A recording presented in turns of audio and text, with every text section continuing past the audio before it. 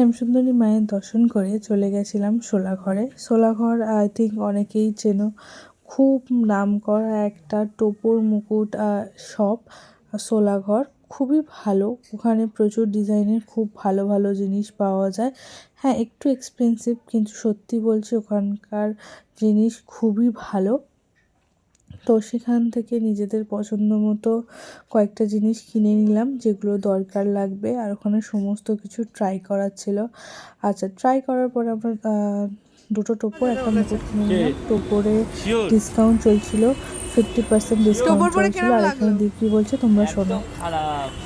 তারপর ওখান থেকে অটো করে কোথায় একটা নামিয়ে দিলাম, আমি জায়গার নাম জানি না।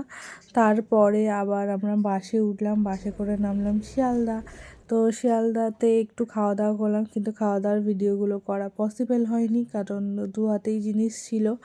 আর আমি সত্যি বলছি, শিয়ালদাতে ফোন ব্যবহার করতে প্রচণ্ড ভয় পাই, মানে আমি ফোন বারই করি না। তারপর ট্রেনে করে আমরা বাড়ি চলে এলাম। তো একদিনে অনেকগুলোই কাজ সারলাম। তো ভিডিওটা কেমন লাগলো অবশ্যই কিন্তু তোমরা জানিও।